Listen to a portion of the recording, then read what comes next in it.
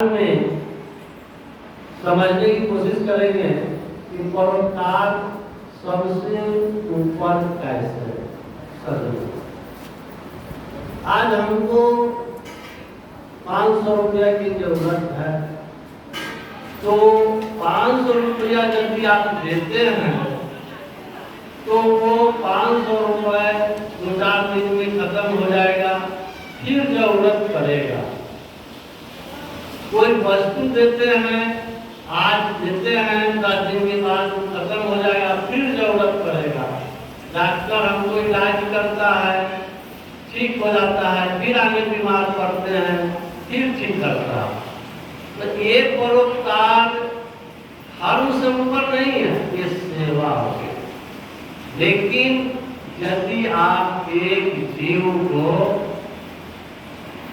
एक प्राणी को भगवान में लगवा देते हैं, भगवान में भक्ति से जुड़वा देते हैं, तो फिर उसको जन्म भर आवश्यकता नहीं पड़ेगी। ये है उपकार, महान उपकार। इस उपकार के बारे में अध्यात्म में कहा जाता है और तुलसीदास जी कहे हैं कि ऐसा उपकार करो कि जो एक बार कर दे। जैसे रात में महात्मा जी सुना रहे थे पटना से आए कि हमको राजनारायण भाई प्रेरित किए, हमको खन्ना भाई प्रेरित किए, अरे वहाँ सत्संग होता है, वहाँ के गुरु जी महान है, वो भगवान को दिखाते हैं, भगवान को दर्शाते हैं, भगवान को पहचान कराते हैं, सब रूपों से जुड़ा देते हैं। वो व्यक्ति जब आता है और वो भगवान से जुड़ गया, गुरु जी से जुड़ गया, तो आपका उपकार हुआ, गुरु जी का उपकार नहीं हुआ, वो आपका उपकार हुआ। और आपको जो उपकार किया वो जन्मों जन्मों तक रहेगा। इसको कहते हैं धर्म से उपकार। सज्जनों, सत्संग सुनाया जाता है, एक प्रवचन होता है, एक राम कथा होता है और एक सत्संग होता है। तो राम कथा जहाँ सुनने के जाते हैं वहाँ क्या होता है, एक ही व्यक्ति व्यास गद्दी पर बैठता है और 4 घंटा प्रोग्राम करता है। 4 घंटा एक ही व्यक्ति, भागवत कथा, राम कथा, और 4 घंटा एक ही व्यक्ति गाते गाते बजाते बिता देता है। 8 दिन का प्रोग्राम होता है, 7 दिन का प्रोग्राम होता है। लेकिन हमारे दरबार में यहाँ जो है हर व्यक्ति को 10 मिनट समय मिलता है, 15 मिनट मिलता है, 20 मिनट बोलने के लिए। क्यों? विचार करना। इसलिए कि किस व्यक्ति का शब्द, इस व्यक्ति का मुंह से निकला हुआ शब्द इस व्यक्ति को पकड़ में आता है। सबको एक ही चीज कहता है, एक ही चीज कहता है। जिस थोड़ा सा कुछ अलग समझा देता है, कुछ वो अलग समझा देता है, कुछ वो अलग समझा देता है। सुनने में लगेगा एक ही जैसा, लेकिन उसमें भी एक आध शब्द जो होता है और एक ही शब्द पकड़ा गया तो आपका नैया पार हो गया। एक ही शब्द, इतना देर 4 घंटा 3 घंटा में सत्संग होता है, उसमें एक शब्द भी पकड़ा गया, मन जो है तब स्थिर हो जाएगा। और तब हम स्थिर होकर के सुनेंगे, ये कोई ग्रांति नहीं। ताकि कभी कोई इधर बोल देगा तो इधर ताली देगा, कभी कोई उधर बोलेगा तो उधर ताली देगा, तो जिससे हम सुन नहीं पाते हैं। लेकिन जब उसी क्षण में एक शब्द पकड़ा गया तो मेरा नैया पार हो गया। एक दृष्टांत था इसी पर। एक चोर था, चोरी करता था, बाल बच्चों को जीवन निर्वाह करता था, उसी से अपना खिलाना पिलाना, कपड़ा लत्ता सब करता था। जब मरने के समय हुआ तो अपने लड़का को बुलाया और बुला करके कहा कि बेटा तुमको 2 मंत्र देता हूँ। ए बच्चा, ए लड़का, भाई बढ़ जा, बच्चा बढ़ जा, सुनो बढ़िया, तुमको 2 मंत्र देता हूँ, ये जीवन में याद रखना, इसको भूलना नहीं। कहा कि ठीक है पिताजी, आप सुनाइए। कहा कि देखो, गुरुद्वारा में कभी नहीं जाना, हमें जहाँ कथा होता हो भगवान के, वहाँ कभी मत जाना। तो उसने कहा कि सत्य वचन सही है पिताजी, हम कभी नहीं जाएंगे गुरुद्वारा। और दूसरा बोला कि जब चोरी करने जाओगे और तुम पकड़ा जाओगे तो कितनों मारे कितनों पीटे, लेकिन तुम स्वीकारना नहीं कि हम चोरी किए। बेटा बोला कि ये भी सत्य वचन। अब पिताजी के मृत्यु हो गया, श्राद्ध कर्म किया, जब सब कुछ निवृत्त हो गया तो चोरी करना शुरू किया। चोरी करता था और ले आता था, खाता था, खिलाता था, सब कुछ करता था। एक दिन के घटना घटा कि चोरी करके जैसे निकल रहा था, घेरा गया। अब इधर भाग रहा था तो उधर से आदमी, इधर भाग रहा था इधर से सेना, इधर से सेना, अरे घेरा पकड़ा गया। लेकिन कोशिश करते करते किसी तरह वहां से भाग गया। भागते भागते ऐसे सत्संग हो रहा था, तब देखा कि अब तो कहीं छिपने का जगह नहीं है, उसी में घुस करके एक कोना में जाकर के बैठ गया। लेकिन जब बैठा ना, उसके पिताजी के बात याद आ गया कि पिताजी बोले थे कि गुरुद्वारा में नहीं जाना।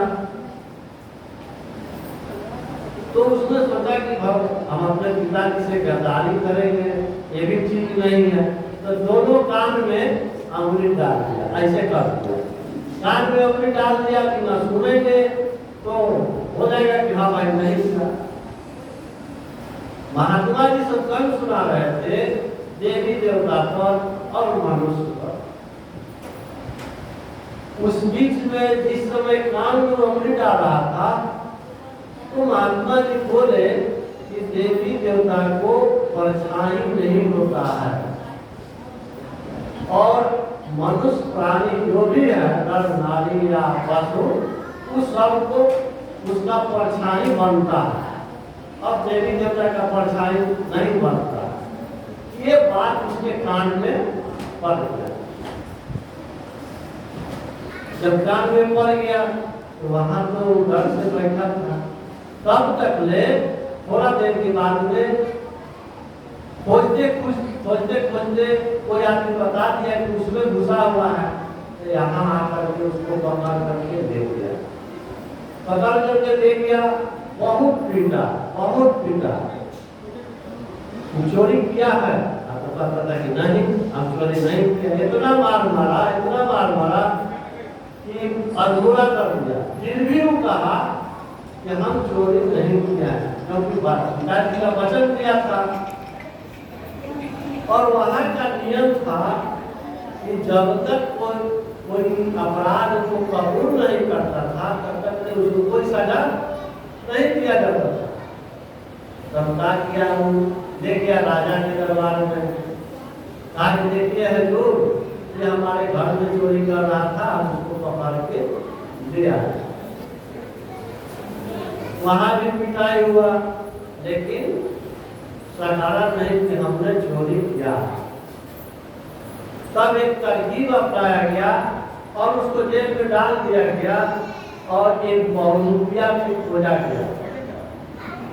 एक बहुरूपिया को खोज करके उसको काली जी बनाया गया, नकली काली जी बन गई और शेर पर सवार हो करके सब सुनियोजित ढंग से प्रसिद्ध किया गया था कि जब हम पहुंचेंगे तो गेट खुल जाना चाहिए।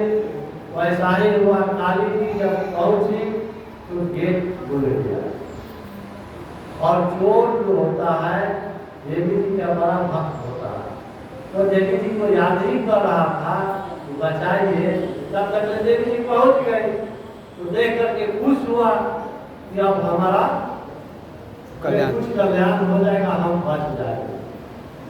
कहा कि देखो वो प्रणाम किया।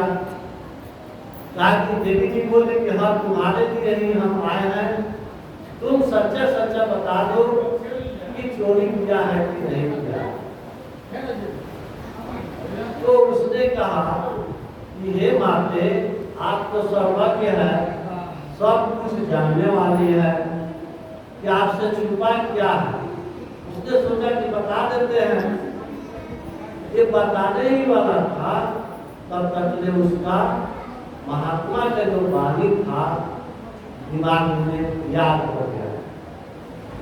क्या याद हुआ कि देवी देवता का परछाई नहीं बनता, और वो परछाई को देख लिया, कहता है कि वो हो तो हमारे साथ धोखा हो रहा, ये देवी भी नहीं है, कोई बहुरूपिया। देख लीजिए एक शब्द में कितना उसको परिवर्तन होने जा रहा। जब उसको याद पड़ गया कि देवी जी नहीं है, देवी जी रहती तो इसका परछाई नहीं होता, इसका तो परछाई है, ये कोई बहुरूपिया है, हमको धोखा देने के लिए आया है।